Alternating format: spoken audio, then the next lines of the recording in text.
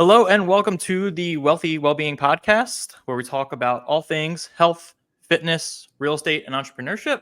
I'm your host, Zach Bush, and today I have a very special guest, a good friend of mine, Creighton Bertrand, former engineer, real estate investor, coach now. We'll get into all the details. Creighton, thank you so much for coming on today.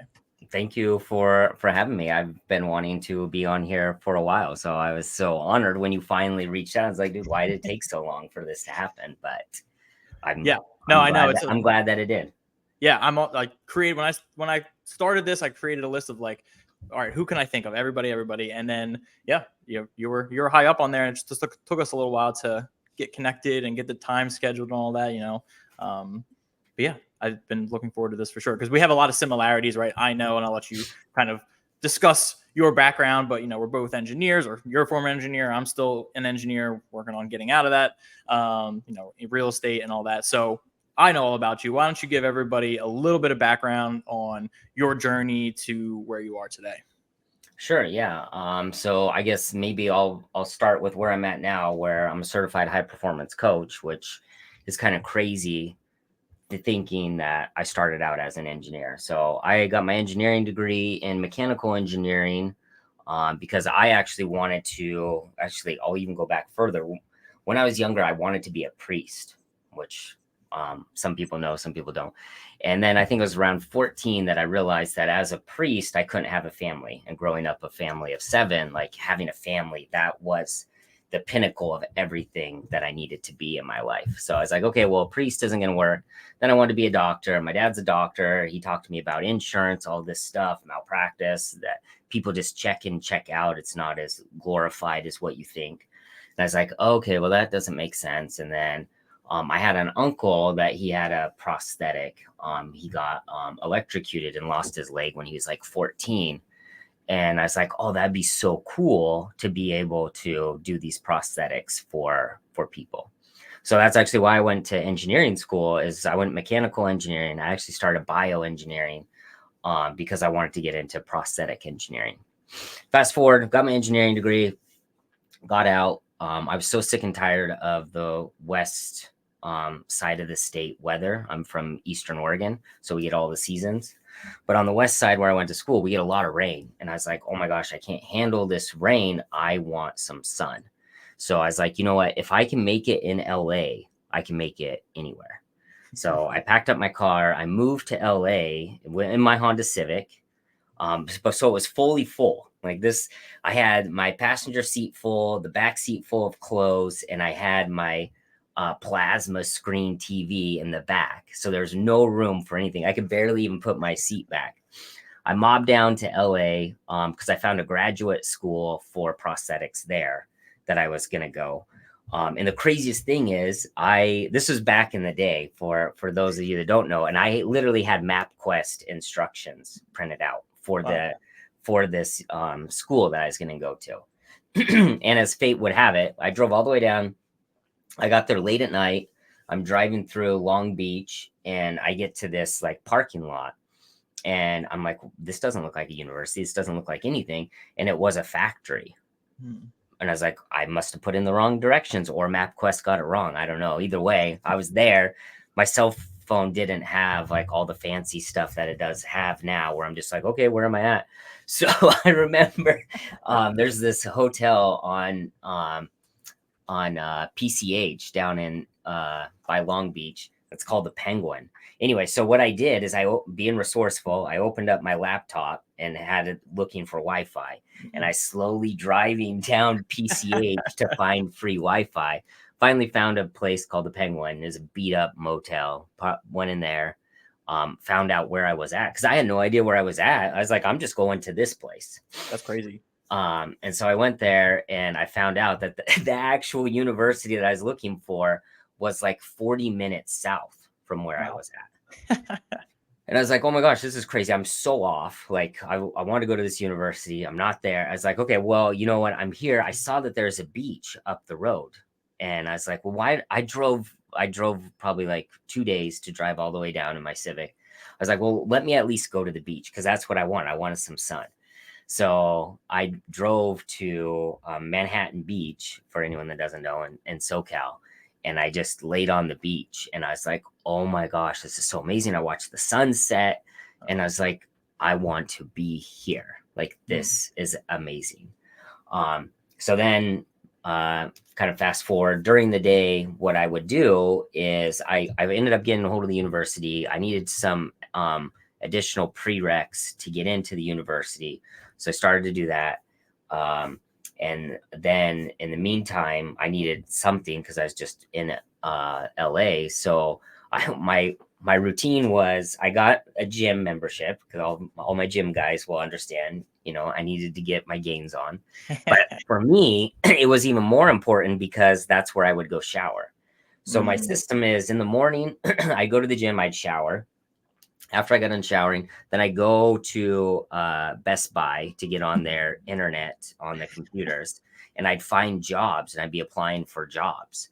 And then I'd write down the addresses, whatever. And then in the day, usually between like 11 and 3, I was out doing interviews for engineering jobs. And then after I got done, what I would do is I'd go sleep on the beach. I literally was a bum. And so here's a cool hack for anyone out there. I don't know if it still works in 2024, but it did back in 2008 when I graduated. The cool hack is you find a really nice hotel. And what I would do is I'd go to their parking lot and I'd park my car and I'd sleep in my car at night. And then in the morning, I'd have normal clothes on and I'd go into the hotel and I got free continental breakfast. So that was a pretty sweet win. So I did that for a whole month of applying for different jobs, trying to find an engineering job. And then I think about 3 weeks in, I finally got found an apartment or a house to rent with some other guys. So then they let me, and that was a big break for me because once I found this house, they let me, I was like, hey, they said, yeah, you can move in, but you can't move in till the end of the month, which was like another 2 weeks away because someone was leaving the house. But I was like, hey, that's cool. Can I leave my stuff here? And they're like, oh yeah, we have a garage. So getting everything out of my car. I don't know how my car didn't get broke into because my car got broke into when I was at Oregon State, like every single weekend.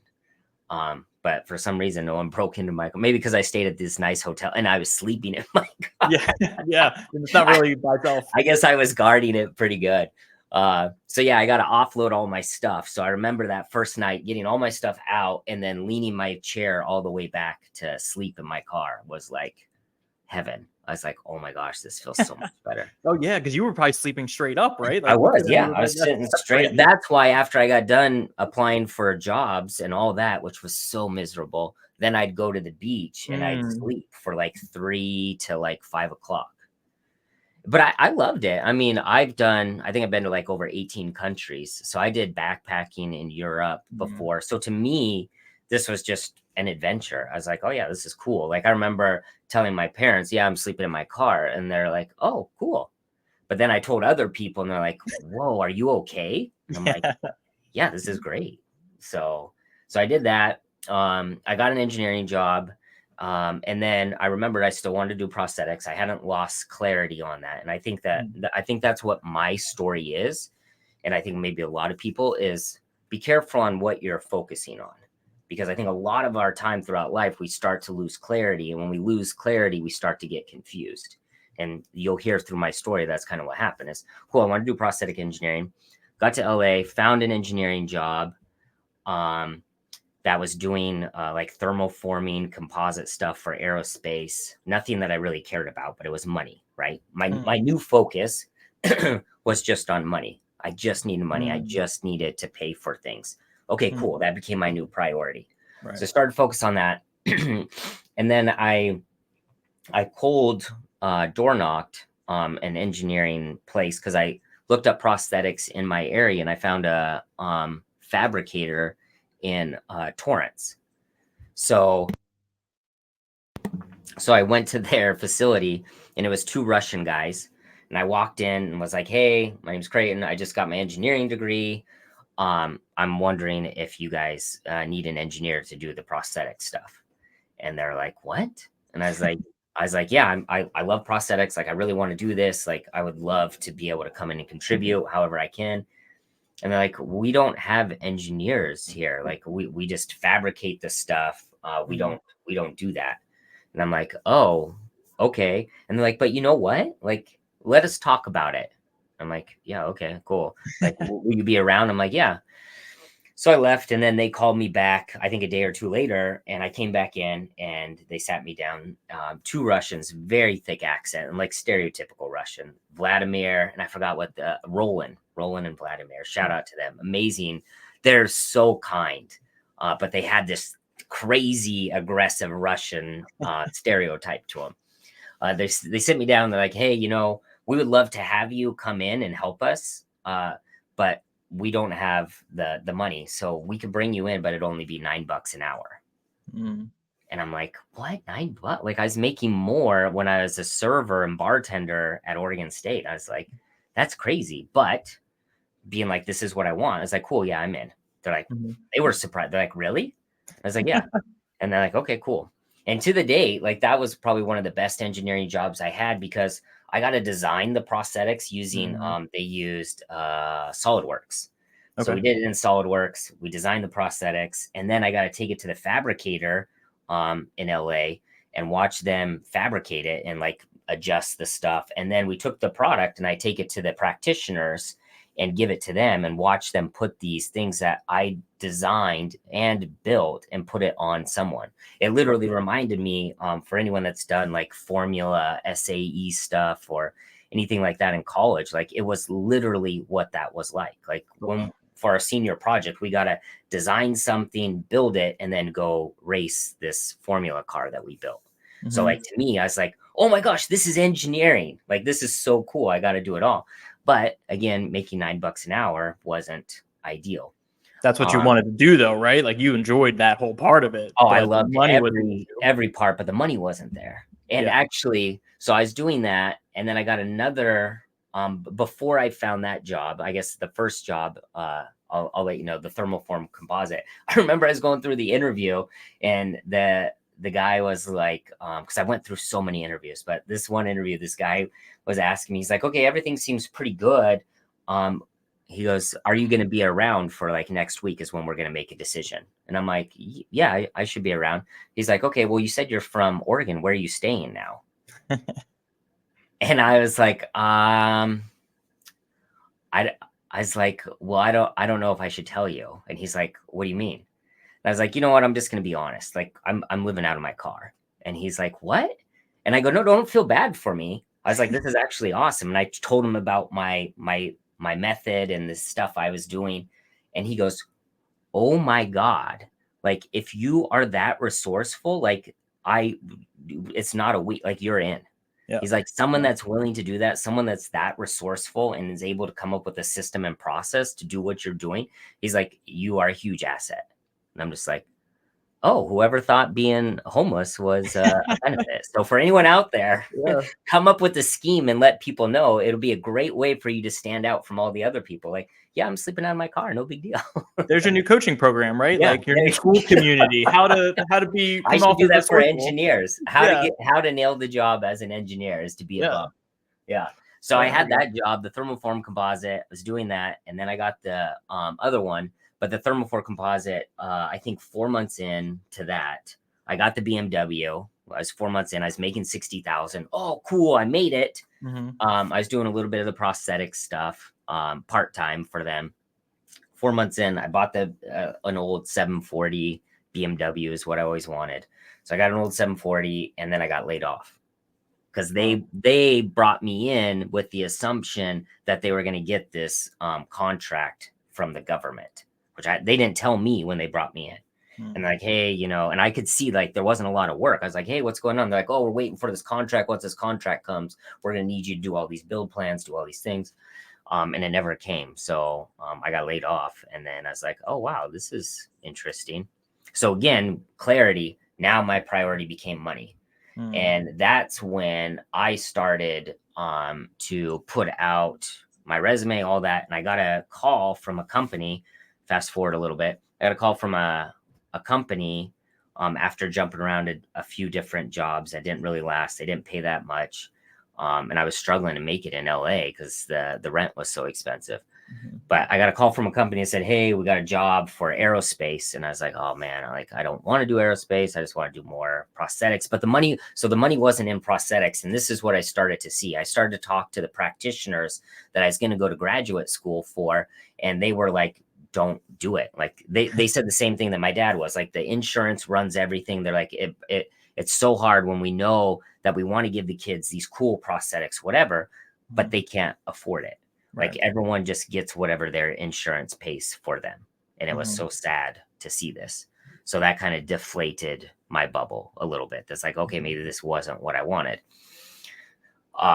So that was starting to dissipate, that I was like, okay, well, no, I don't really want to do that because the money wasn't there. And then I was struggling. And then I was like, I just want money. I just want money. I just want money. Be careful what you ask for. The universe will give it to you. Sure enough, I get a call from an aerospace. Hey, come check this out. And I was like, yeah, whatever. I don't care. I'll put on a suit. I'll do it. Went there, went through the interview process, and I was 24 at the time. So I'm a 24-year-old kid struggling to make it in LA.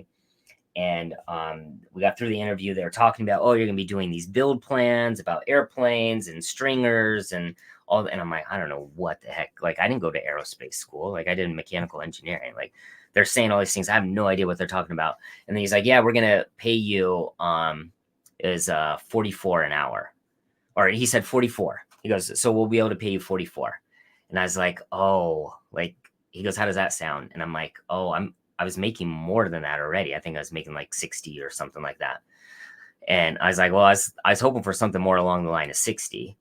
And he's like, oh, he goes, yeah, I can understand that. He goes, but we can start you off at, I think maybe he started at 40, and then he's like, but we can get you at 44 an hour, and we can start to work you way up. And I was like, Wait. like I just blacked out at that point. I was like, wait, an hour? Like what?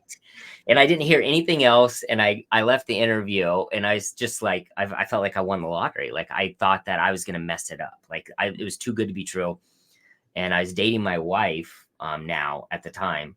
And she calls after I got out. She's like, how'd it go? And I was like, I don't know, but I think that they said they're going to pay me like $100,000 a year to work here. I was like, that's crazy. Yeah. And I was like, and I told her, I was like, but babe, I don't believe it until I sign the contract. Like, I was like, and I still didn't believe it. And I think I had to wait like a week or two before I sat down to actually sign the paper. And sure enough, it did say $44 an hour, and I got time and a half.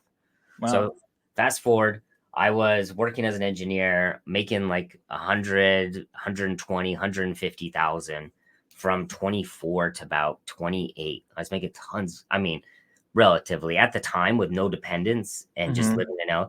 Then I went and got a better BMW. I went and got a brand new 335, which was phenomenal. And I was living the LA life, and I did that for about 4 years. My wife, girlfriend, we did a lot of traveling. We went around. I blew through all the money because I didn't. So you got what you wanted, right? That was the goal, right? Let's get all of the money. And I didn't have another goal. And I think that that's the biggest thing. Oh my gosh. And this is one thing that I will get into my coaching, but I remember when I got into aerospace, and I'd see all these engineers that had so much potential, that, and I'd stuff that you and I talked about as well. Like, you're so amazing. You're so smart. You're so capable. You're so disciplined. You're so resourceful. Like, don't let that go away. Don't stop using that skill. Like, I literally saw a guy at the gym yesterday. He's probably in his like 60s, and in between his sets, he'll lift. And then after he gets done, he jump ropes, like speed ropes. And then he goes and lifts again. That's what he does in between. And I saw him the other day, and I'm like, oh my gosh, that's so amazing. I guarantee that what you did, you've never stopped doing this. This isn't something that you just started to do. And he goes, yeah, how did you know? And I go, because that level of discipline that it would take to start that at an older age would be so hard to do. And he's like, yeah, I've been doing this since I was in college. Like, and I was like, oh my gosh, that makes so much sense. And I think a lot of us, we lose that. And it's so hard to pull that back sometimes. So anyway, I was making the money. Everything was great. But I didn't have any other thing. Like, I was just so fixated. Oh my gosh, I just need the money. If I had the money, everything would be awesome. And it was awesome. Like, we would do bottle service in Hollywood, which was phenomenal. We do all these things, but it was all kind of fleeting, you know, you Mhm. get it. And then my job, it was like, I felt like a prisoner. I checked in to check out. Yep. I went there just for the paycheck. I just was there. And I do this for people that come to me for real estate of like, if you're just there for the money, I can help you get the money, but who you're going to be after you're done getting that money is still the same person that you are today. I guarantee you're going to feel the same way. The money will give you a little bump. It'll give you a little hit. Oh my gosh, everything's amazing. And Yep. then you're still there with your reflection, with your Yep. feelings, with your thoughts, with your identity of who you think you are. Yep. So I did the engineering. I got so fixated on the money. And the craziest thing is, a little backwards, is when I was in engineering school at Oregon State, the aerospace companies like Boeing and Katia, Dassault were there. And I remember my buddies going to these booths to talk to them. And they're like, oh, I got a job with Boeing. Oh, I got a job with Dassault doing Katia stuff. And I was like, I would never, ever want to do that. Like sitting in front of a computer all day sounds absolutely miserable. But again, I lost clarity. I got so fixated. I just wanted money. Just give me money. Just give me money. So I got it. And then fast forward, I was working at Boeing doing structural analysis. And so for me, the money wasn't just enough. I was like, okay, well, I still had that drive of like, who's smarter than me? Who's making more money than me? Because I needed at least something. So I kept going after these things, chipping those things off of like, okay, now I have more money. Now I have more accolades. Now I'm more successful. But again, everything was just fleeting because it wasn't really what I wanted. I was just trying to keep myself distracted. Yeah. So I did that for about 13 years of doing structural analysis. I did seismic analysis, trying to make it more exciting. I got into the civil aspect of stuff. And it all just never was enough. And I remember one time, one of the stories that helped me kind of change is I remember the steel manual that we use on the civil side came out. And one guy at work, he's like, hey, Creighton, did you see the new steel manual? And I was like, no, why the hell would I ever see that? He goes, yeah, it just came out last week. And this new steel, it has this new property and you can do this and do that. And I'm like, where did you hear that? And he's like, I was reading it this weekend. And I was like, oh my gosh, like that's the craziest thing ever, that this guy is doing what he actually loves and he's getting paid to do what he loves. I was like, what? This is possible? And then I was like, okay, great. And like, how do you do this? And I was like, well, what is it that you love? What is it that you do on the weekends? And I looked and we can go into this, but like, since I was 30, because I was so successful, like I had everything, but I felt nothing. I was so empty. So since I was about 30, I've been on this whole self-discovery. I think while I was at Oregon State, I did an extra year of OChem. I did an extra year of anatomy, physiology. Like the human body always fascinated me. So when I realized I was really depressed, I was like, well, what's wrong with me? Like something's broken. And so I was like, well, I understand some cellular stuff. Like, let me see what chemicals, what are the neurotransmitters, what are really feelings? So for like 10 years, I've been studying like how our brains work, how it affects our feelings, like how our physiology, the things that we do impact our moods, all these things. So when this guy told me that, I was like, oh my gosh, like I've been spending all this time reading these things. Like, what if I could do something like this? Because no one had to pay me. Like, this is what my passion was. Like, I loved understanding ourselves. I loved figuring out, okay, when you feel a certain way, it's just a feeling. It's not a fact. And I think a lot of us assume that, okay, well, we feel this way, it's going to be like this forever, because we don't know how to change our body, how to change our nervous system, how to use the physiology to change the psychology that we're feeling. Like, I wish that they taught this in school, because it's just simple science. Like, it's not woo woo. It's not anything. It's like literally you input and you get an output. So yeah, after about 13 years of engineering, I was like, you know what? And it came down to me was like, I was such a big believer of telling my kids, like, yeah, go after your dreams, do what you want, all this. And I was like, what a freaking hypocrite. I don't know if I can use profanity on here, but what a hypocrite. Like I'm telling them to do the thing, but I won't even do the thing. So I put in my notice. I went to this meditation retreat, which is a whole nother story. I thought it was stupid and it was going to be a waste of time and it's all woo woo, like, especially being a scientific engineer. I was like, meditate, like, and all my clients are like, Creighton, you don't know how hard it is to meditate. And I'm like, yeah, I bet you it's harder for me. Like, I'm such a type A overachiever. Like, I always have to go, go, go, go, go, go. I can't sit. Like, that's what my coaches loved me in sports, because I was this fireball that I couldn't sit. I was never enough. So I had to always be doing. So to go to this meditation thing and try to sit, when I would try to meditate and sit, I couldn't keep my eyelids closed for more than like a minute. I'd sit there and then I'd be like, what's happening? Oh, someone attacking me. Like, I just couldn't even sit with my body. So I went to a 4-day meditation retreat. I finally gave in and I had this whole new awakening.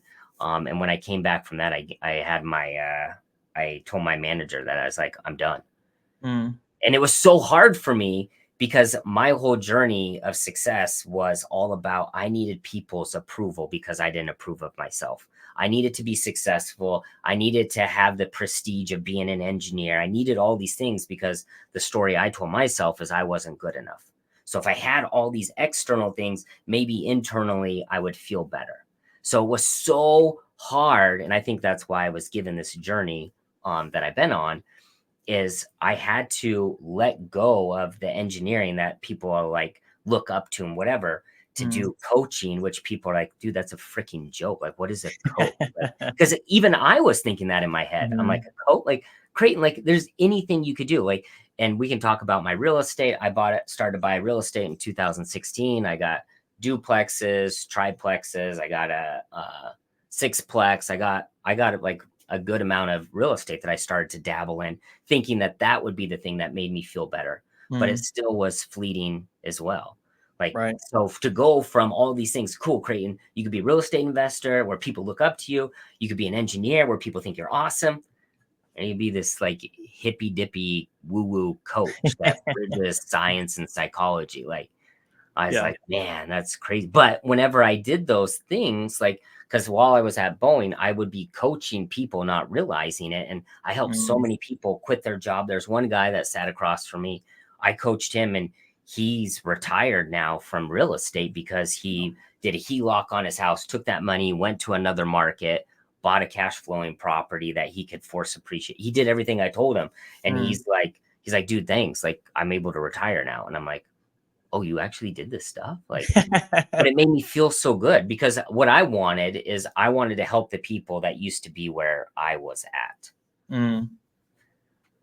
So yeah, that's my journey. I mean, I'm sorry that was a bit long, but that's kind of, I think it's great to get the background of the whole picture, right? Because there's a lot in there that shows your journey and your change that you've gone through. And I think a lot of people go through those things. I know for me, and we've talked about this when you were coaching me, was, you know, I feel like I'm doing the right thing because that's just what everybody else does. So everybody else expects, going to college, getting a degree. I in mechanical engineering as well, you know, getting a job, and now I'm successful. I'm making 6 figures. So I have a successful, good, stable job. And it's easy to just go along with that. And it's funny that you talked about how one of your coworkers was like reading these work manuals, like on the weekend, where like you're like, he really loves his job. And I have people at my company that I've been realizing lately are like, these people love engineering, love this engineering so much. And like, the job's good. Like, I don't mind it, but I don't love it like my coworkers do. And slowly figuring out that that's okay. I can still go in, I can still do a good job and not have to love the job, but there's something else in me that I want. And I'm still trying to figure that out fully. And I think it's important to show that, like, you had to go through that mindset change of, okay, like, just because I think coaching seems like this rah woohoo like kind of thing, I'm really good at it and I actually do enjoy doing it. So how can I start focusing on that? Because I'm already kind of doing it, you know, accidentally for free with people I know. 100%. And I think that's so big. One thing that I usually talk to people about with coaching is like, do your business stuff, do the things that you believe, right? Like, do your engineering, do the things that society's convinced you that that's who you are, what it is you want. But you have to always find some opportunity for you to be doing something that's either creating a new skill or that actually brings you some sort of joy.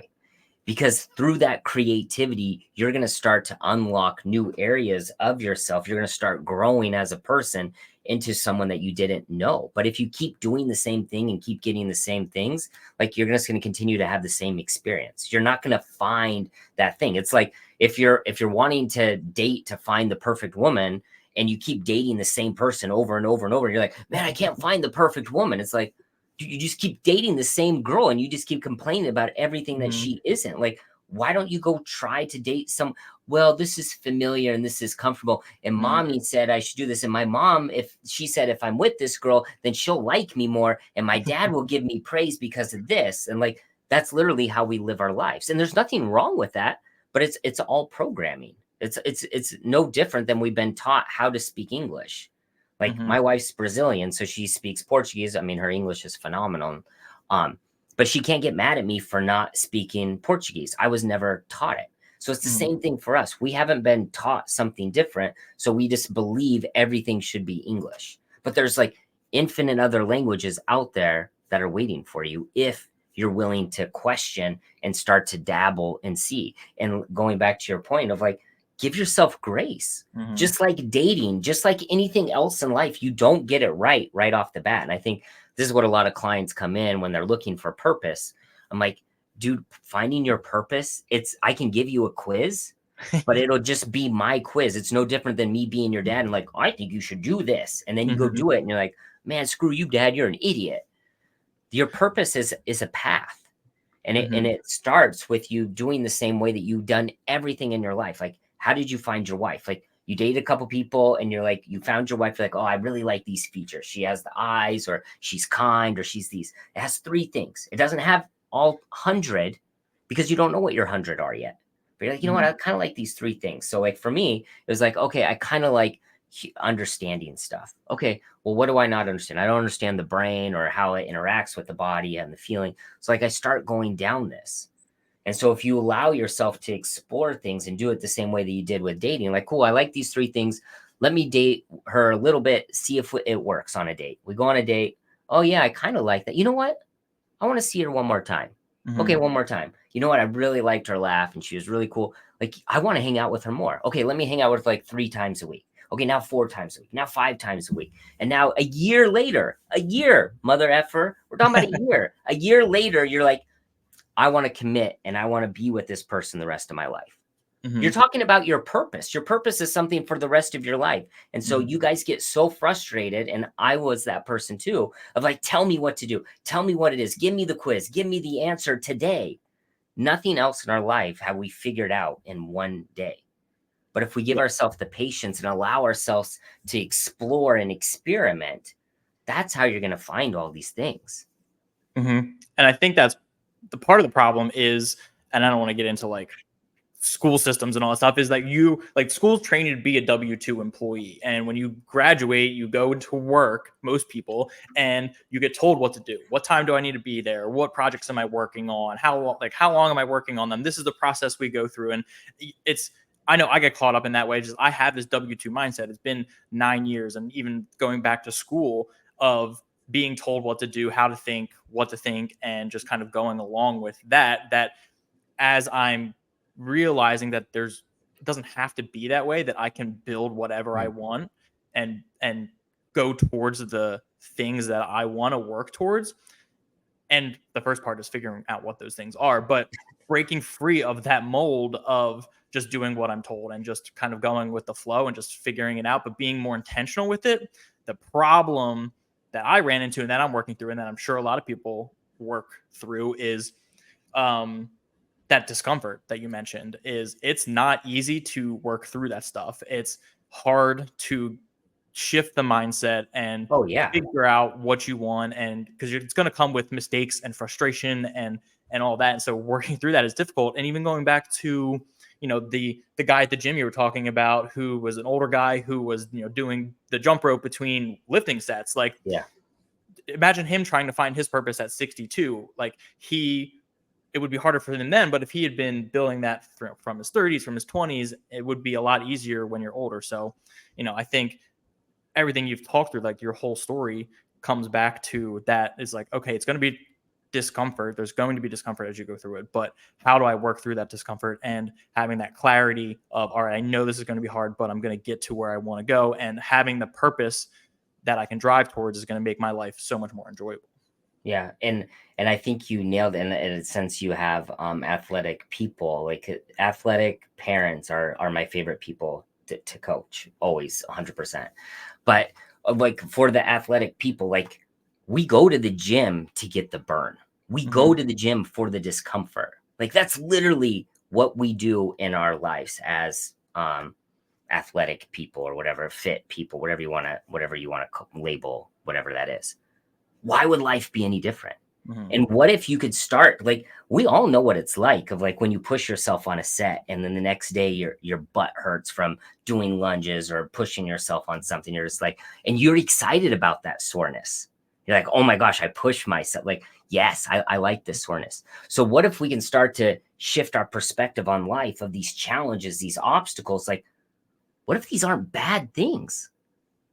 Because you would have to agree that this person that's never worked out before and they go to the gym for the first time and they get that soreness, they're just like, oh my gosh, this is miserable. I never want to do this again.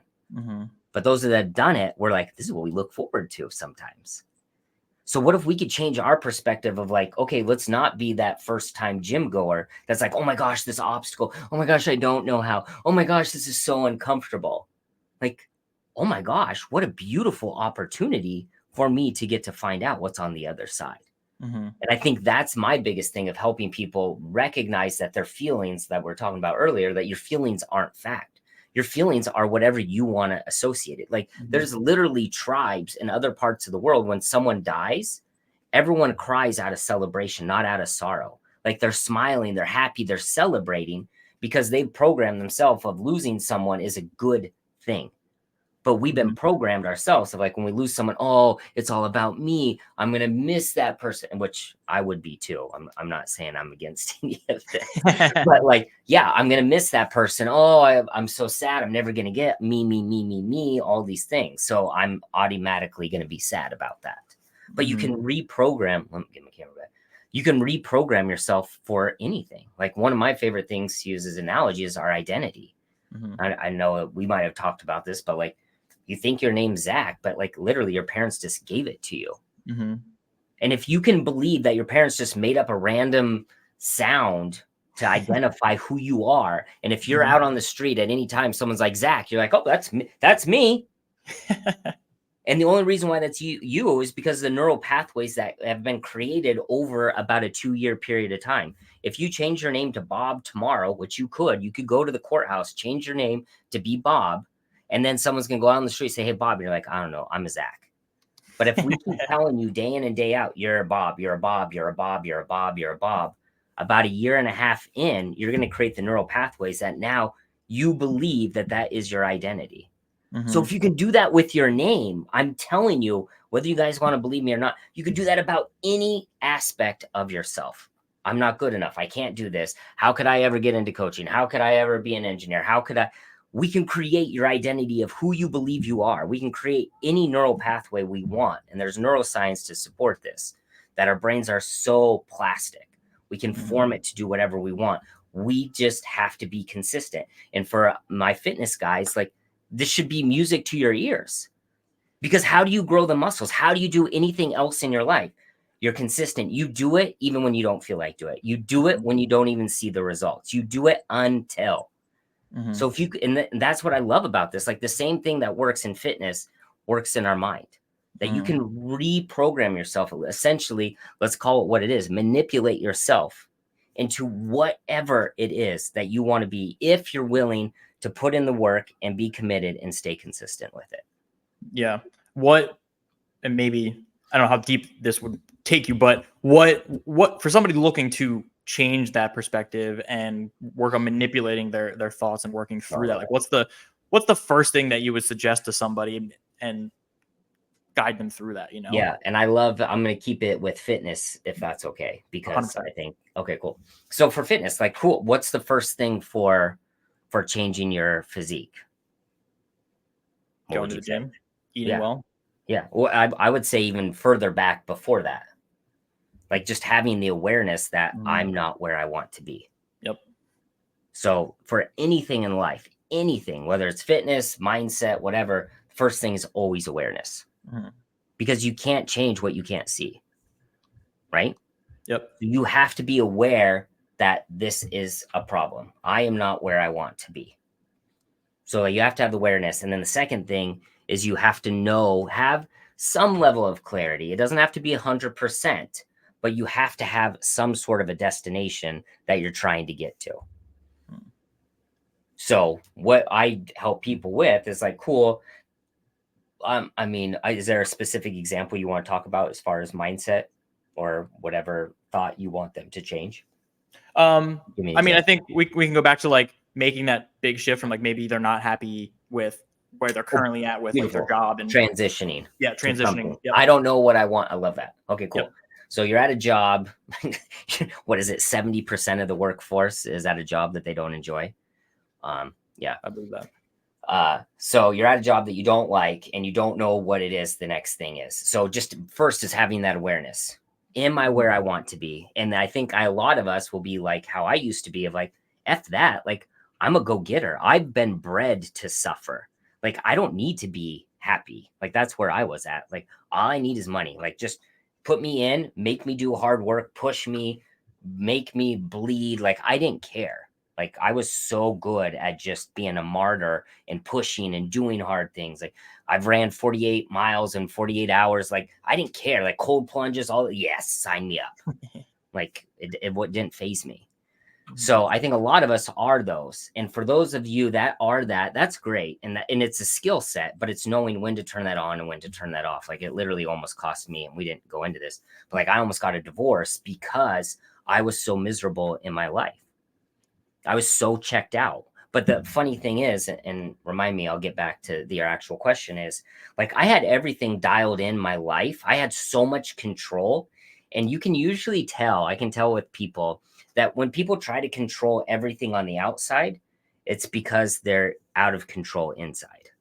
And so we have this idea, if I can control everything externally, then I'll be able to control stuff internally and not feel like I'm a failure, not feel like I'm not good enough. I'll be able to control these feelings that I can't control, essentially.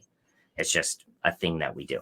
So for me, back to when I almost got a divorce, I controlled every aspect of my life. I woke up at 4:30. I went to the gym. After the gym, I went to my W-2 as an engineer. After I got done with my engineering job, then I did the real estate. Then I came home and I was with my family. I measured all my food to the gram. Like, everything was just meticulous. It was perfect. I was a perfect soldier, which was awesome. But I was the way that I did that is anytime I had a feeling, suppress it. I don't feel like waking up. F that. Who cares about that feeling? Oh, I don't want to go to work today. Put that one away. Oh, I have to call all these sellers about me. Put that away. Oh, I have to go home with my kids and I'm really, put that away. And so I did that. I suppressed my feelings for so many years of my life. And that's where I was just this numb shell of a person. And so my wife and I weren't communicating all these things. Like, there was no connection because there was no emotion to connect off of. So if that's you, like, be careful if you're that martyr that you're suppressing. You're like, cool, I can just keep doing it. Yes, you can do it. But what's the cost of that? Because it almost cost me one of the best things I've ever had. Like, I could not be where I'm at right now if it wasn't for my wife, for her support. Like, I'll get him. But it breaks my heart to think that I thought something was wrong with her, that she was the problem when it was all me and my perspective. Like, how the hell could she ever be good enough? How the hell could anyone in my life be good enough if I could never be good enough? Because of my perception of me not being good enough, that's all I saw everything else as. I just judged everyone else because I needed them to suck a little bit more than me because it made me feel a little bit better about myself. And that's such a toxic way to go through. And I did that for over 30 years. Wow. And that's why I had to keep achieving, keep dominating, keep going beyond and doing all this stuff for other people's approval. So going back to it is you got to have the awareness of what's going on. If you find yourself as being that martyr person, you can keep doing that. But what really helped for me is, this is what helps for a lot of my clients too. Like, yeah, you can keep doing that for yourself, but like, would you want your daughter, would you want your son, would you want someone else in your family to feel the way that they feel, that the way that you feel about yourself right now, that you're not good enough, that you're a failure, that you have a job that you hate, that you have a life that you feel like you're just numb and checked out of? Because you can keep doing it. Like, you've probably conditioned yourself and you're really good at just doing it. But would you want someone else to have that life? Right. And that's the question I would have you ask yourself. Not can you do it? Because we're freaking phenomenal beings. We can do anything. But would you want someone else to have to endure and do what you're doing? And that's what I get a lot of males that will come in for coaching of like, they'll be like, Creighton, I can just keep doing it. Awesome. Yeah, you can. But if you keep doing it, you're teaching your family the same thing. So your kids, most likely, and this is one thing that I worked with a therapist, was like, she was like, Creighton, like, yeah, you can keep doing it. You're amazing. You push yourself. You're better than everyone else. Awesome. You're going to be on an iceberg, a perfect iceberg all alone, because no one's going to be able to relate with you. You just judge them. You make them feel bad. You tell them all the stuff they're doing wrong, how they're not good enough. And you think you're helping them because that's what you do for yourself. And you can keep doing that. And you can tell your daughter of like, oh no, honey, you're great. And you're this, but she's going to see how you treat yourself. She's going to see what you're doing. And that's what she's going to pick up.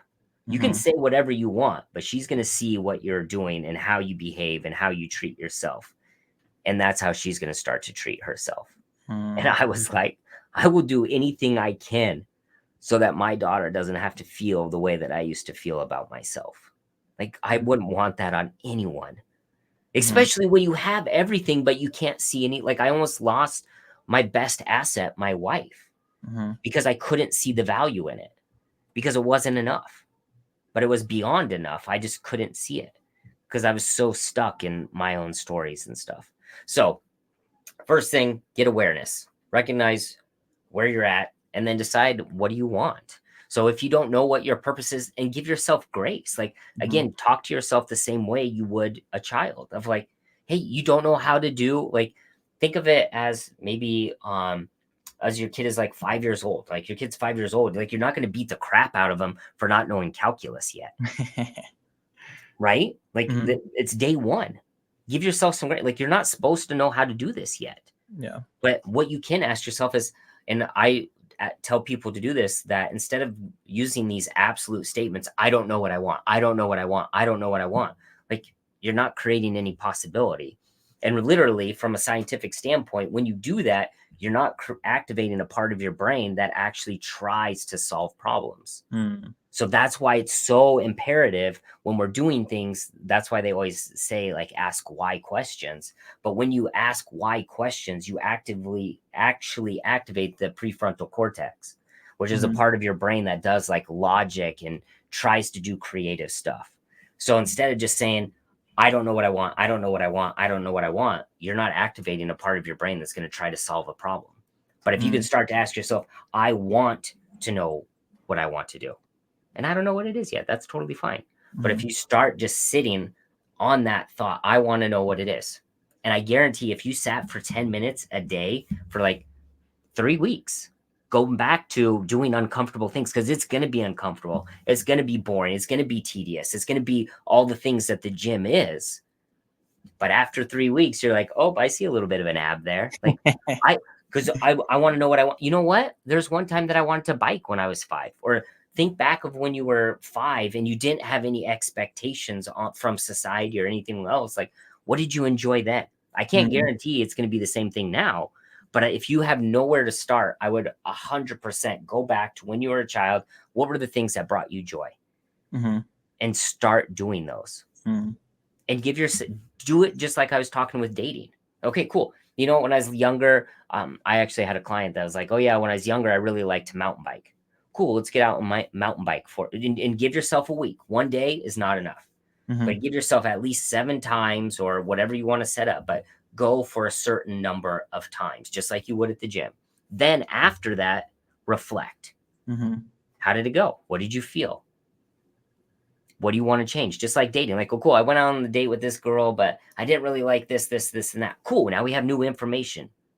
Now let's use that. And now let's go back to the drawing. I want to know what I want. And I didn't like this about this, but I did like this. What else might work? Mm. Yeah. The reflection portion is super important too. I think because like, and I'm sure you can relate to this, is what I feel like if even just sitting there for 10 minutes, just thinking and like jotting thoughts down, for me, it's like, this is a waste of time. I need to be actively doing something where that's going to make you more progress than anything else. Because like you said, it's helping you hone in on what makes me feel good, what makes me feel bad. How can I focus on doing more of the good things and less of the bad things? Or maybe I need to switch altogether. And you don't know that when you're trying to live day by day and just kind of move, or but when you you're need just that so time active, to slow down. doing all the time. And it's so funny. I have so many people that I know from the gym, and one of these guys is where I used to be, that will be at the gym. He's like, yeah, I can't believe other people aren't at the gym and they're so lazy. And I was like, oh my gosh, I totally remember what that used to be like, of judging everyone else for this stuff, because he needs them to be bad so that he can feel good about himself. But then I told him, I was like, what do you mean? Why are you so mad that they don't go to the gym? He's like, how could they not go to the gym? It's so easy. You just come and you just do this and that. And I was like, dude, that's amazing. I was like, how easy is it for you to sit and do nothing? And he's like, what? And I was like, okay, I want you to do me a favor. Like tomorrow, I want you, first thing when you wake up, I want you to do a 10-minute meditation. He's like, what? You want me to sit and do nothing? He's like, I can't do that. And I was like, you're no different than those people then. Because they believe they can't go to the gym. You believe that you can't do the opposite, which is do nothing. And I think all of us have, that's what makes the world so beautiful. This is yin and yang kind of sort of thing. Like a lot of us are our type of energy. I got to go. But we don't know how to not go. And my wife is actually the opposite. She's very like ethereal and just floats and no plan and no nothing. And she can just sit at the house and read a book and do nothing. And I'm just like, how do you do that? Like, this is crazy. Like, so I love being with her because like she needs my energy. She needs to learn. She has a superpower to not do anything and not beat herself up and feel guilty. But at the same time, if just like anything, like too much of one thing is bad. If she just does that all week, then at the end of the week, she's like, oh my gosh, I don't feel like I got anything done. I'm like, babe, it's because you didn't. You literally did not get anything done. But then mine's the opposite of like, sometimes I just do too much that I actually don't get. It's like you overtrain a muscle. Like you actually get to a point of no return or no benefit. And so I think all of us have this journey that we're on of how can we take our superpower that we were given. Like if you're the type A that you can do, I can't tell you how much my life's changed. And you can even go look at some of the people that are the most successful, that they all meditate. Like there's so much psychology in this of the benefit of Simone Biles talks about it. All these high level athletes actually know how to control their body. Because if we're not, we're literally just addicts going around. I need the next fix, the next dopamine. I need more. I have to do. Like we're just addict fiends.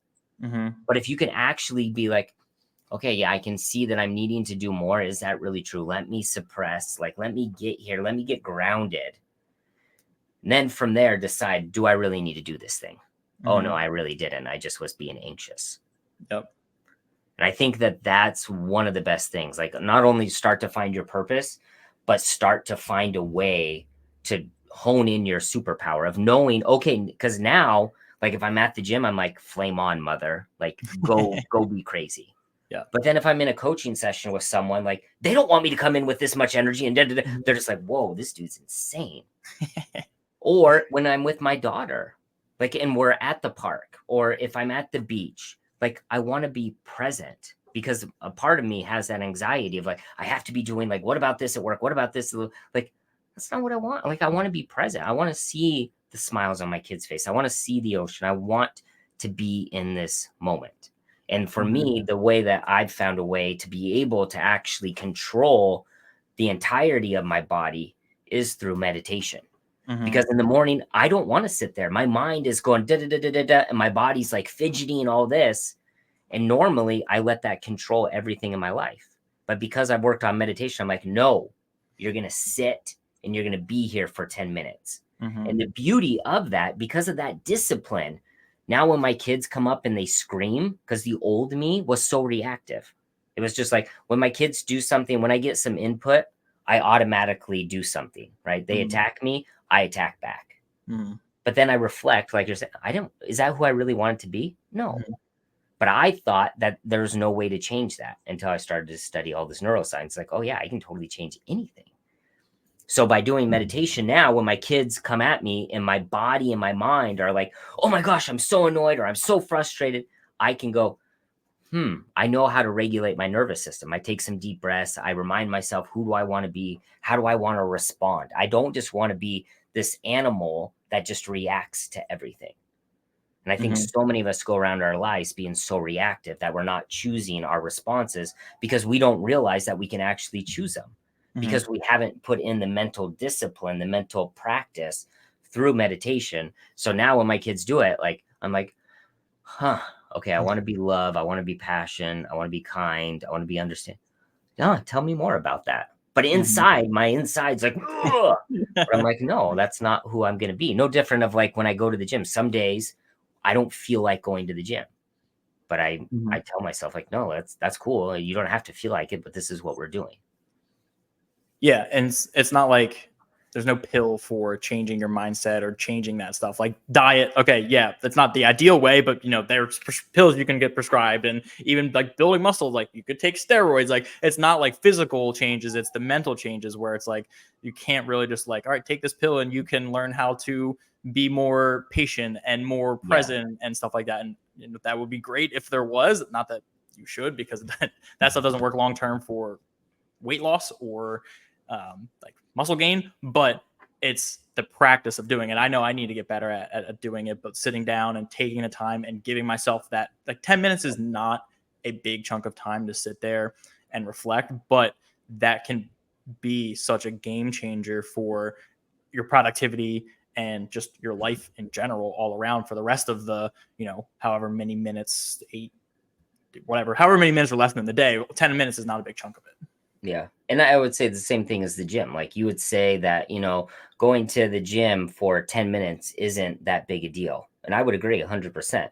But knowing psychology and human behavior, if you consistently like going to the gym for 8 hours one day versus 10 minutes every single day, like that person that goes 10 minutes every day has an opportunity to start to make bigger chunks. But the person that goes 8 hours in one day, like they're not going to go again for so long and they're not going to get consistent results. So anytime you're practicing anything, like I think I love to study like about children as well. Like they have the answer. Like, look how like it's so insane that we think as adults that we're going to figure things out the first time. Like you didn't even know how to use your digestive system in one day. It took you years to figure out how to not poop your pants.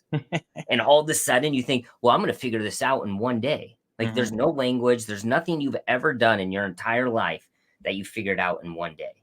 Right. So for me, it's always, how can you set yourself up for success to be consistent? So maybe, and I've even done this with people that have gone through coaching, like 10 minutes, that's too long. Awesome. I totally get it. 1 minute's not. Just sit for 1 minute. And I just want you to do 1 minute for 5 days. And then the next week, I want you to do 2 minutes for 5 days. And if you try 2 and you can't do it, then go back to 1 because you know that you're capable of doing 1. And then the next week you try to go up to 2 again, and then you do get it. Awesome. Now you're consistent. Now let's try to get 3. You try to do 3, you miss it. Oh, I know I can do 2. Let me go back to 2. Right. But you never let yourself fall down, but you let yourself step up.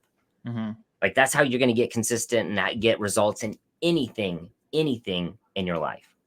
Yep. 100%. Like you said, going to the gym or, eating something, prepping something, or even, going into the real estate side of things. Like, all right, I need to analyze one property a day or make 1 call a day. And if I do that consistently for a week, cool. Let's jump up to 5 and see what happens. 5 calls. Cool. I can do that. Or no, I can't do that. Let's do 3. And just like you said, going through it, being consistent with it. It's not going to be perfect, and enjoying the process as you go through it, and not just like, that's the biggest thing. Enjoy the process. How can I enjoy this process, the screw ups and the whole thing? Because the end result, right? You were chasing the money thing for the whole time, but you weren't enjoying the process of getting there. It was just, how can I get to that end goal? Because once you get to that end goal, you're going to get there and go, what's next? All right, great. I'm making 100 grand a year. How can I make 200 grand a year? And then you're going to get there. And like same thing with the weights. All right, cool. I could bench 135. Awesome. Now let's get to 155. Let's get to 225. And it's just like, it's always moving that goalpost further and further away. So it doesn't matter what your goal is and whether or not you hit it. If you don't enjoy the process along the way, it's going to be worth nothing. Yeah. Or you won't even get there is really what happens. Like if you don't find a way to, and that's why for me being an achiever, like I need something tangible. I need a carrot. So like for me, I like to have these small measurable milestones. And when I set them, it doesn't mean I can't go more. So like if I'm doing meditation, like, and I say, okay, well, 1 minute, and I scoff like 1 minute, that's a joke. Well, stop being a bitch. No one said you can't do 100 minutes. I'm just saying that the minimum's a minute. And you can go as far as you want. Like same thing with a workout. Like this is your base minimum for your workout. You can go more, but you can't go below. And to your point of like lifting more weight. Like I remember I when I was in school, I was really skinny. I was like 115 pounds. Now I weigh 175. And I remember like, okay, once I remember like just eating a ton and trying to gain weight. And I was like, man, if I could get to 130, that'll be crazy. Like, and then I got to 130 and I was like, oh, this is it. Like, okay, if I get to 150, I bet you I won't even be able to fit through the door. Like I'll just be stacked at that point. And then I got there and I was like, oh no, this isn't it. So yeah. But I enjoyed the process. If I didn't enjoy the process, I wouldn't have kept going.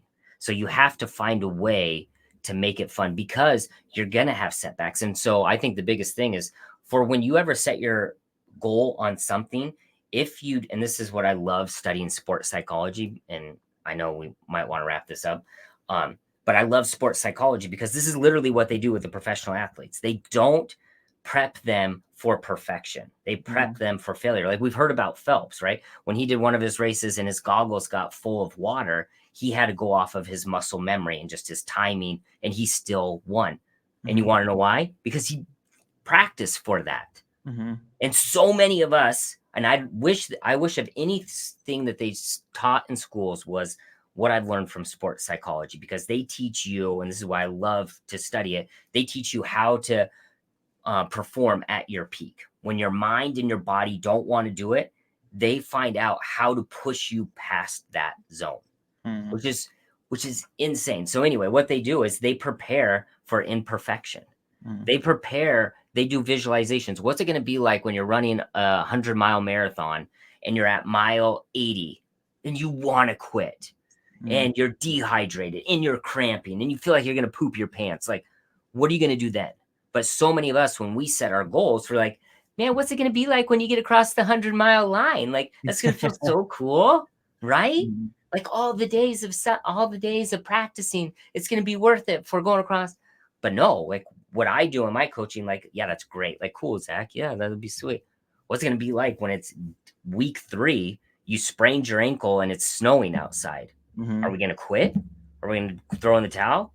Or are we going to find some other exercises? Like, that's what I would tell anyone that are setting these goals. Like, do the Pollyanna. Everything's going to be great, but let's also mentally prepare for the battle that we're going to come up against. And the craziest thing is we want the battle. We think that we don't want it, but think of anything in your life that you've ever got that was easy that you actually were grateful for. No, not at all. And I can give you the best example. And you were talking about the school systems, all this before. And I like to think of the school systems are a gift that they're set up that way. Because if everything was given to us, I don't think we would appreciate it. I think the way that the universe, everything's set up is that it gives us the opportunity to have the awakening, to realize that we are a creator and we can create whatever we want out of ourselves if we actually want that. And the reason why I believe that is, like, I don't know if people know this, but the biggest gift, we're given 60,000 gifts every single day. I don't know if we've talked about this. Have we talked about this? I don't think so. Okay, cool. So there's 60,000 miracles that we witness every single day. Any idea what it is? Seconds? I don't know. No, breaths. On average, we take 60,000 breaths. Without breath, there is imminent death. We're not grateful for that. We don't. we the one thing, literally, of all the things in the world, not the money, not the relation, not the one thing that literally keeps us alive, that we're guaranteed to have 60,000 times a day, we're not grateful for. Mm. So I guarantee if the schools taught us this, if everything was spoon fed to us, everything was given to us, we would treat it the exact same way as the thing that literally keeps us alive. Not a big deal. I don't care. I want the money. Oh my gosh, the money is the thing. But as soon as you can't breathe, oh, what's your priority all of a sudden? The one thing that you've been taken for granted your entire life. Yep. So I believe that's the way why things are set up that way, so that we can really appreciate what we have. Yeah, I love that. All of this is so great. And mindset's such a big thing, and working through these things is so big. So if somebody wants to work through that, they're struggling, what's the best way to get in contact with you? Who are you looking for? Give us a little update on that. Yeah. So if you're that person, like if you want to find your purpose, like I'd love to help you out with that. If you want, I don't want someone that is a victim and doesn't want to do the work. But if you're struggling to do the work, I love this. Like, I'm happy to talk mindset. I'm happy to talk about your habits, the psychology, the neuroscience, however much you want to geek out. Let's geek out. But yeah, you can send me a message. My Instagram's there at Creighton_Bertrand. Send me a message. We can talk a little bit, see what you're trying to get, what it is you want.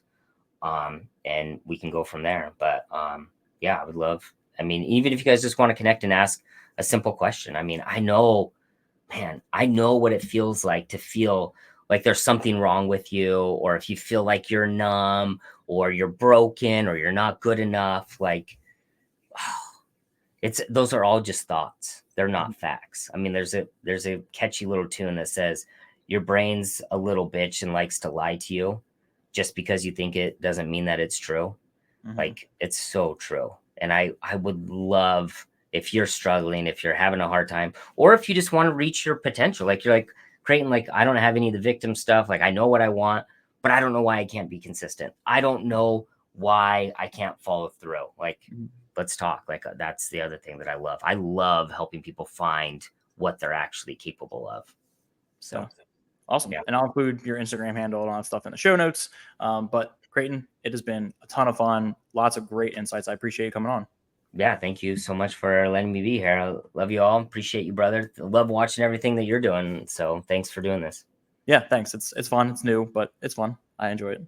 Love it, man. You're doing great. Keep it up. Thanks.